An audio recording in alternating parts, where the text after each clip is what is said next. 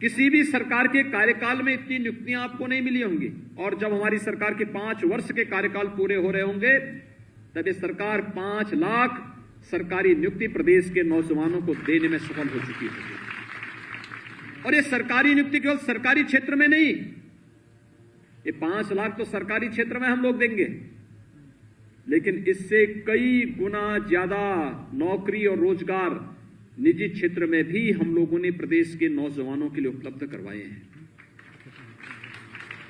प्रदेश के अंदर कानून व्यवस्था की बेहतर स्थिति न केवल प्रदेश के बारे में देश और दुनिया की धारणाएं बदली हैं, बल्कि प्रदेश में निवेश के अनुकूल वातावरण देने में भी सफलता प्राप्त हुई है।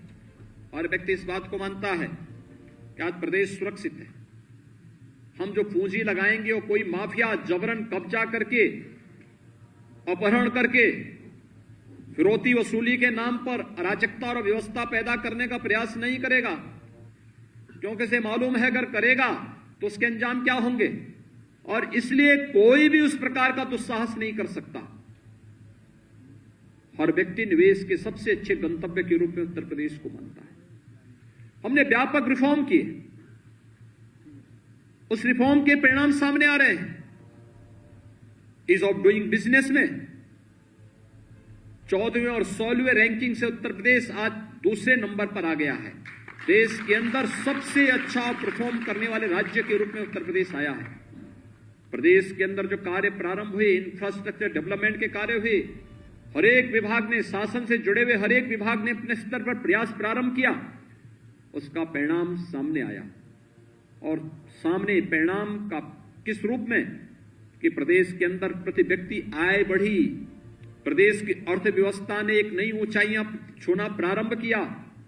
हम लोग जब 2017 में आए तो 16-17 के अंदर क्या स्थिति थी प्रदेश के अंदर? प्रदेश के बारे में जब लोग परिचय देते थे कि हम देश के अंदर सबसे बड़े आबादी के राज्य के निवासी हैं, और जब अर्थव्यवस्था की बात आती थी तो लोग कहते थे हम देश की 6ठी अर्थव्यवस्था है, यानी आबादी में सबसे बड़े, लेकिन देश की अर्थव्यवस्था में हमारा योगदान क्या? लोग कहते थे 6ठी अर्थव्यवस्था। आज मुझे बताते हुए प्रसन्नता है, पिछले 4-4.25 वर्ष के अंदर किए गए परिश्रम का परिणाम है उत्तर प्रदेश देश की दूसरी सबसे बड़ी अर्थव्यवस्था के रूप में भी दुनिया के सामने आया। निवेश और अर्थ जो प्रदेश के अंदर आर्थिक विकास की नई ऊंचाइयां छूना प्रारंभ किया, इसके कारण व्यापक निवेश की संभावनाएं प्रदेश के अंदर बनी। आज इंफ्रास्ट्रक्चर डेवलपमेंट के कार्य हो रहे हैं। इंफ्रास्ट्रक्चर डेवलपमेंट का कार्य प्रदेश की अर्थव्यवस्था को एक नई ऊंचाइयों तक पहुंचाने का कार्य कर ही रहा है। प्रदेश में नए निवेश को भी आमंत्रित करता है, और यह नया निवेश 1,61 लाख से अधिक नौजवानों को नौकरी और रोजगार देने में सफल हुआ। यह वही प्रदेश है जहां पे नौजवान भागते थे। आज ये जानते हुए कि उत्तर प्रदेश के अंदर जो व्यापक संभावनाएं थी, आप में से बहुत सारे लोग शिक्षक बनने के पहले प्रत्यक्ष अप्रत्यक्ष रूप से 2017 के भारतीय जनता पार्टी के लोक कल्याण संकल्प पत्र को पढ़े होंगे। उस लोक कल्याण संकल्प पत्र में एक लाइन ये भी थी कि हम जब सरकार में आएंगे तो हम प्रदेश के परंपरागत उद्यम को पुनर्जीवित करने का और उसके प्रोत्साहन के लिए कार्य करेंगे। ये परंपरागत उद्यम क्या था? परंपरागत उद्यम प्रदेश का जो अलग अलग जनपदों में एमएसएमई के, सूक्ष्म लघु मध्यम उद्यम के क्लस्टर बने हुए थे, जो रोजगार और स्वावलंबन के बहुत बड़े केंद्र थे। पिछली सरकारों की उपेक्षात्मक रवैये के कारण ये सब बंदी के कगार पर थी, उजाड़ सा हो गया था। आपने देखा होगा 2018 में हमारी सरकार ने 17 में आने के बाद उसकी मैपिंग प्रारंभ की। मैपिंग करने के बाद उनके लिए मार्केट की तलाश प्रारंभ हुई, उनको नई तकनीक के साथ जोड़ने, उनको नई डिजाइन के साथ आगे बढ़ाने का कार्य प्रारंभ हुआ।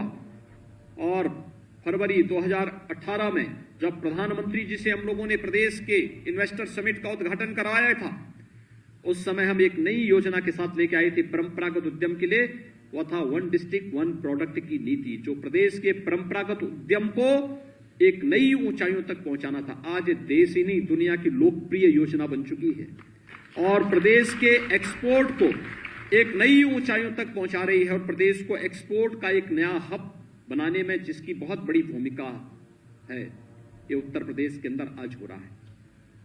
ये काम पहले भी हो सकता था, विकास की सोच नहीं थी, नौजवानों के प्रति कोई उनके मन में कोई इस प्रकार का भाव नहीं था। प्रदेश के अंदर नौजवान को रोजगार मिले, नौकरी मिले, प्रदेश के अंदर अपने ही गांव में, अपने ही घर में, अपने ही जनपद में, अपने ही प्रदेश में नौजवान नौकरी और रोजगार प्राप्त कर ले, ये सरकार की, पिछली सरकारों की मंशाएं नहीं थी और वही कारण था प्रदेश का नौजवान प्रदेश से पलायन करने के लिए मजबूर होता था, पर निराश और हताश था। लेकिन 2017 के अंदर हुए परिवर्तन के बाद 2017 में देश के अंदर अगर उत्तर प्रदेश की बेरोजगारी की दर थी वह 17.6% थी। आज 2021 के अंदर अगर आप उत्तर प्रदेश के अंदर बेरोजगारी की दर देखेंगे तो ये 4.1% मात्र रह गई है। यानी परिवर्तन लगातार हर स्तर पर देखने को मिल रहा है। ये परिवर्तन इस बात का द्योतक है कि प्रदेश के अंदर प्रदेश ने जो दिशा अपनी तय की है वो एक सही और सकारात्मक है। प्रदेश के विकास के लिए, प्रदेश के इंफ्रास्ट्रक्चर के लिए, प्रदेश के अंदर नए निवेश के लिए और प्रदेश के नौजवानों के लिए रोजगार और नौकरी की संभावनाओं को लेकर इसमें आपकी इतनी बड़ी भूमिका हो सकती है। आप में से 2846 शिक्षक आज चयनित होकर के जाएंगे और ये 2846 शिक्षकों से मेरी यही अपेक्षा होगी कि चयन की पूरी प्रक्रिया में कहीं भी आपको किसी भी स्तर पर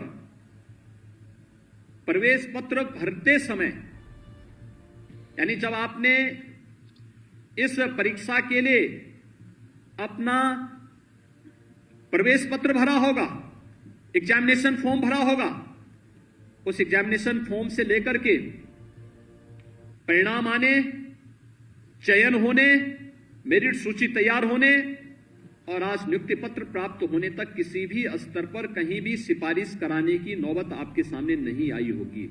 एकदम पारदर्शी तरीके से, पूरी व्यवस्थित तरीके से ये पूरी की पूरी प्रक्रिया संपन्न हो रही है।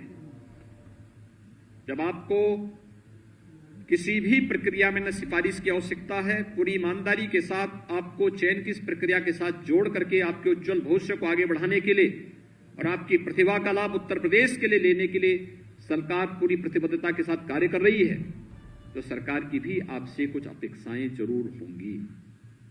अपेक्षा प्रदेश के अंदर एक सकारात्मक माहौल, प्रदेश के नौजवानों को नई दिशा देने के लिए आप सबसे सरकार अपेक्षा रखती है।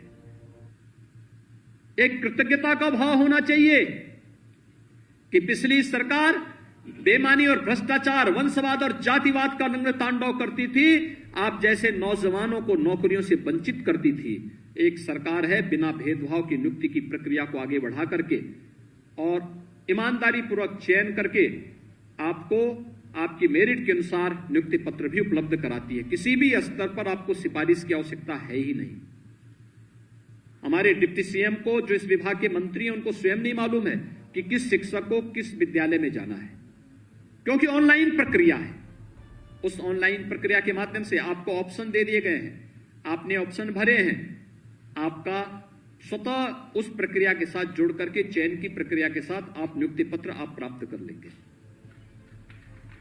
ये एक पारदर्शी व्यवस्था प्रदेश की प्रतिभा और प्रदेश के नौजवानों को आगे बढ़ाने के लिए, जब सरकार इतनी स्वस्थ प्रक्रिया को आगे बढ़ाती है तो एक स्वस्थ और सकारात्मक माहौल प्रदेश के अंदर बनाने के लिए आपसे भी अपेक्षा करती है।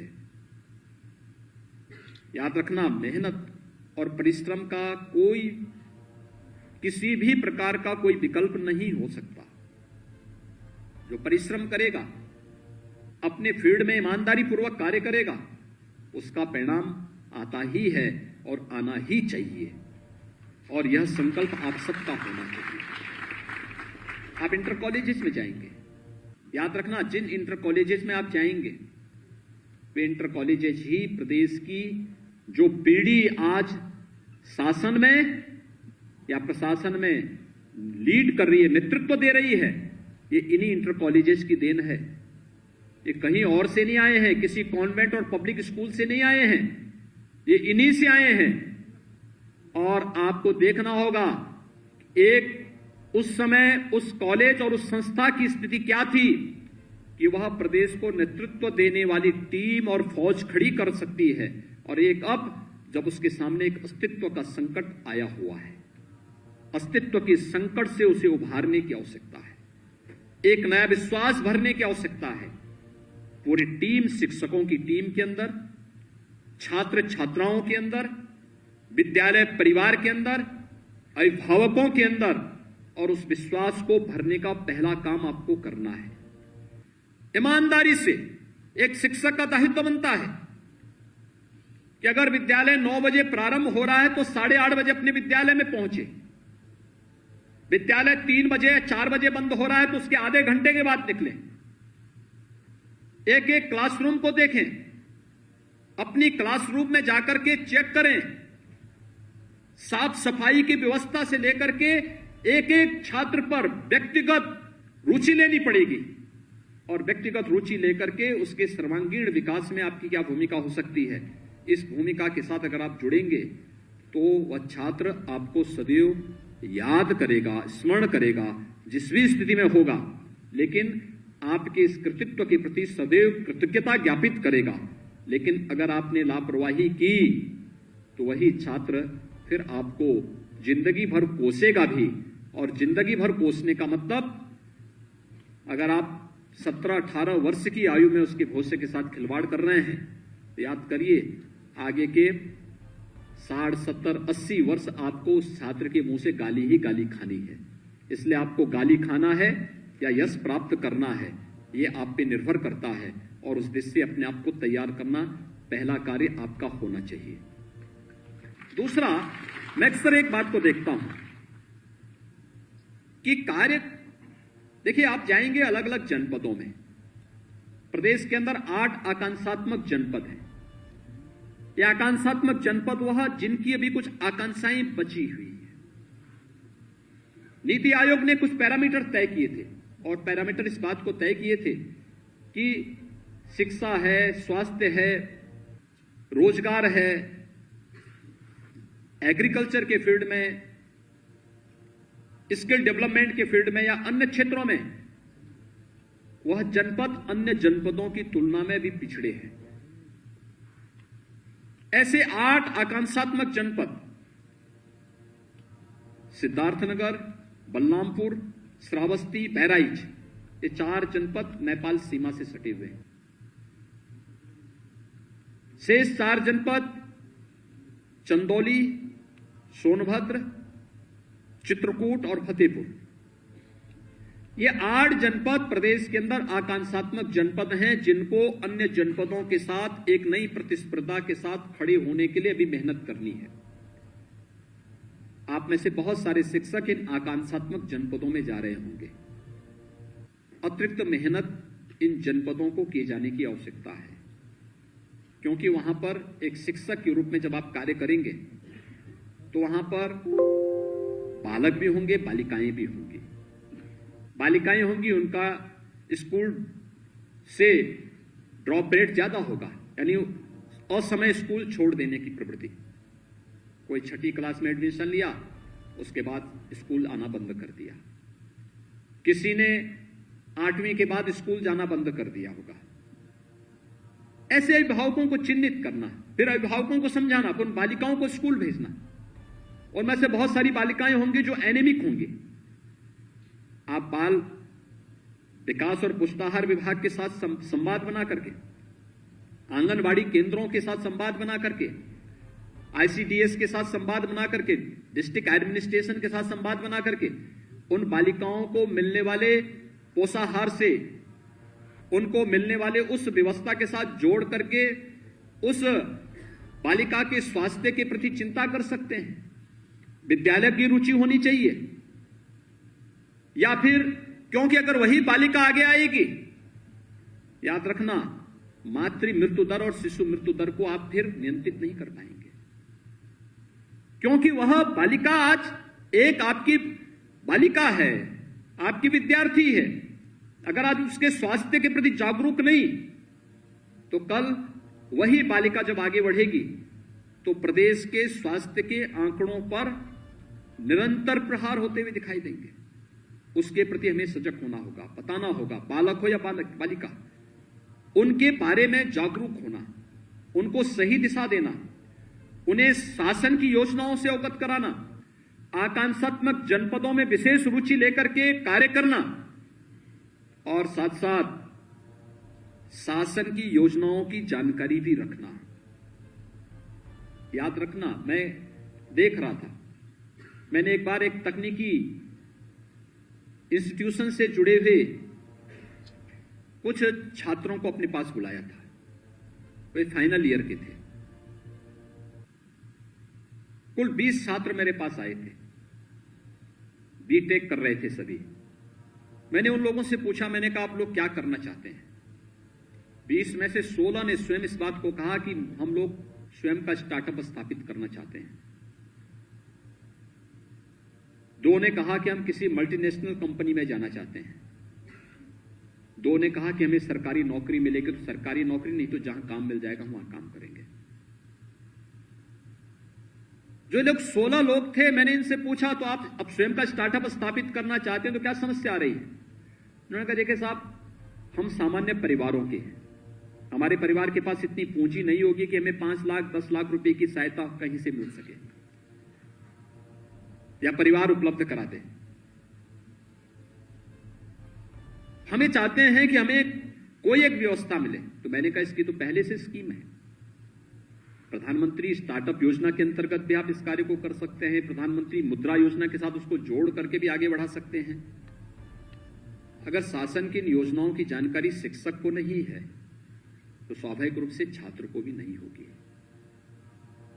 शासन कोई स्कीम निकालता है, कोई कार्यक्रम निकालता है, किसी एक योजना के बारे में जानकारी देता है। शिक्षक का मतलब यह नहीं कि आपने अपनी डिग्री ले ली, प्रशिक्षण ले लिया, शिक्षक हो गए तो इसके बाद आपका किसी भी प्रकार के स्वाध्याय से संबंध समाप्त हो गया। एक शिक्षक तभी योग्य शिक्षक हो सकता है जब वह निरंतर अपने जीवन के विद्यार्थीपन को हमेशा अपने अंदर बनाए रखेगा। अगर वह सदैव एक विद्यार्थी के रूप में सीखने की जिज्ञासा के साथ आगे कार्य करेगा तो जीवन पर्यंत वह सुयोग्य शिक्षक के रूप में भी बेहतर कार्य कर पाएगा। अगर किसी ने मान लिया है कि अब मैं नियुक्त हो चुका हूं, अब मुझे किसी प्रकार की डिग्री की आवश्यकता नहीं, किसी प्रकार की स्वाध्याय की आवश्यकता नहीं, अब मैं क्यों पढ़ूंगा, अब तो मैं शिक्षक बनी गया हूं, अब तो मेरे लिए मैदान खुल चुका है, अब मैं नेतागिरी कर सकता हूं, अब तो मैं विद्यालय नहीं भी जाऊंगा तो भी मुझे वेतन मिलना ही मिलना है। अगर ये इस प्रवृत्ति में पड़े, कभी अपने जीवन को यशस्वी नहीं बना सकता, कभी नहीं बना सकता, और सुयोग्य शिक्षक कभी नहीं हो सकता है। इसलिए निरंतर जानने की एक प्रवृत्ति। शासन ने योजना घोषित की 1 डिस्ट्रिक्ट 1 प्रोडक्ट की, आपका दायित्व क्या बनता है? आप इसके बारे में जानकारी लें, शासन के पोर्टल को टटोलें, शासन से संवाद बनाएं, ये स्कीम क्या है हम जानना चाहते हैं, और फिर स्कीम के बारे में नोट बनाकर 1 पेज का नोट बनाना। उस नोट के माध्यम से फिर स्कूल में मॉर्निंग असेंबली होती होगी, नहीं होती, क्लास में जाइए और बच्चों से 10 मिनट के लिए आप बच्चों के सामने बता देंगे ये शासन ने एक स्कीम निकाली है, ये विश्वकर्मा श्रम सम्मान की है, परंपरागत हस्तशिल्पियों को प्रोत्साहित करने की। ये स्कीम 1 डिस्ट्रिक्ट 1 प्रोडक्ट की है। इसके माध्यम से जो प्रदेश के अंदर परंपरागत उद्यम हैं उनको प्रोत्साहन देने की ये पीएम स्टार्टअप की योजना है। इस पीएम स्टार्टअप योजना का उद्देश्य है कि किसी भी यूथ को अपने पैरों पर खड़ा होने के लिए, स्वयं का स्टार्टअप स्थापित करने के लिए प्रोत्साहित करना। इसमें कौन कौन सी स्कीम हो सकती है? प्रधानमंत्री मुद्रा योजना एक हो सकती है, और भी तमाम योजनाएं हैं तो राज्य सरकार और केंद्र सरकार के साथ हम जोड़कर उसे आगे बढ़ा सकते हैं। पीएम स्टैंड अप की योजना है। कोई महिला उद्यमी काम करना चाहती है, बैंक से पूंजी की कमी है, पैसा नहीं मिल पा रहा है, हर एक ब्रांच के लिए अनिवार्य है कि एक महिला उद्यमी को जरूर वह लोन की सुविधा से आच्छादित करेगा। हम किसी को भी इसके माध्यम से आगे बढ़ाने का कार्य कर सकते हैं। अनुसूचित जाति जनजाति के उद्यमियों को आगे बढ़ाया जा सकता है। बहुत सारे ऐसे बच्चे होंगे जो इस फील्ड में आगे बढ़ना चाहते होंगे, लेकिन जब हमें स्कीम की जानकारी नहीं होगी हम नहीं कर पाएंगे। हम अक्सर देखते हैं कि SC ST या OBC के बच्चे आते हैं, कहते साहब हमें स्कॉलरशिप नहीं मिली। क्यों नहीं मिली? हमने समय पे आवेदन नहीं किया। क्यों नहीं आवेदन किया? हमें जानकारी नहीं थी। आप विद्यार्थियों को बता तो सकते हैं, स्कॉलरशिप के बारे में बता सकते हैं, शुल्क प्रतिपूर्ति के बारे में बता सकते हैं, शासन की तमाम अन्य योजनाओं के बारे में बता सकते हैं। आप में से तमाम लोग सहायक शिक्षक के रूप में, तमाम लोग प्रवक्ता के रूप में जाएंगे। बहुत सारे ऐसे बच्चे होंगे जिनको इंजीनियरिंग की तैयारी करनी है, क्या करना है आपको स्वयं जानकारी नहीं तो आप कैसे बताएंगे।